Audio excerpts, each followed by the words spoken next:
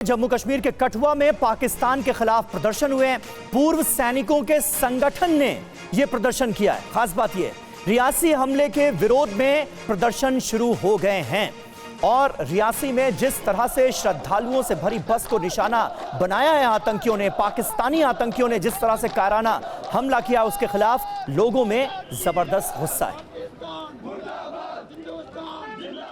और इस बीच अगली बड़ी खबर आपके सामने रख दे। रियासी हमले के विरोध में जयपुर में भी प्रदर्शन हो रहा है। पाकिस्तान के खिलाफ लोगों में गुस्सा है और ऐसे में प्रदर्शन की तस्वीरें सामने आई हैं। जयपुर से भी रियासी हमले के विरोध में लोग सड़कों पर उतर आए हैं।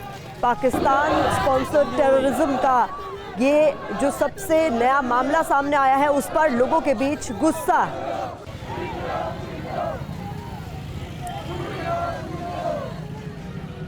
और देखिए, कई जगहों पर हमने देखा है कि पूर्व सैनिक भी इस प्रदर्शन का हिस्सा नजर आ रहे हैं। इसलिए संजय सोय साहब, मैं आपसे जानना चाहूंगा, एक तरफ देश की वो भावना जिसका जिक्र हम लगातार कर रहे हैं कि पाकिस्तान का हिसाब होना चाहिए, कम से कम ऐसा कुछ होने की एक बार फिर जरूरत महसूस हो रही है कि पाकिस्तान दोबारा ऐसे हमले करवाने से पहले 100 बार सोचे, और इसका हिसाब हुआ भी है। मोदी 2.0 में हमने देखा सर्जिकल स्ट्राइक हुई और फिर एयर स्ट्राइक भी हुई, लेकिन उसके बावजूद भी एक बार फिर वही सिलसिला शुरू करने की कोशिश है।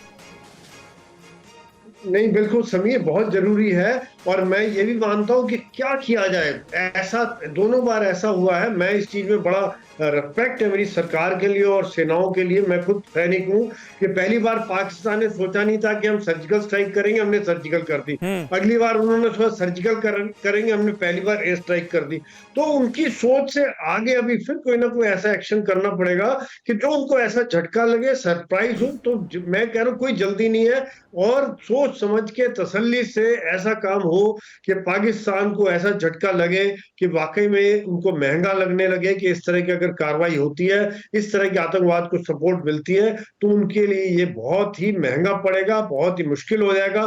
क्या इसके लिए हमें सर्जिकल टाइप का कुछ करना पड़े या साइबर टाइप कुछ करना पड़े या पीओके में? ठीक है संजय सोय साहब, वोरा साहब से भी आखिरी कमेंट ले लेते हैं। वोरा साहब, ये कड़ा फैसला लेकर कड़ा कदम उठाना पड़ेगा पाकिस्तान के खिलाफ, या फिर नवाज शरीफ से कुछ भी रत्ती भर भी उम्मीद की जाए?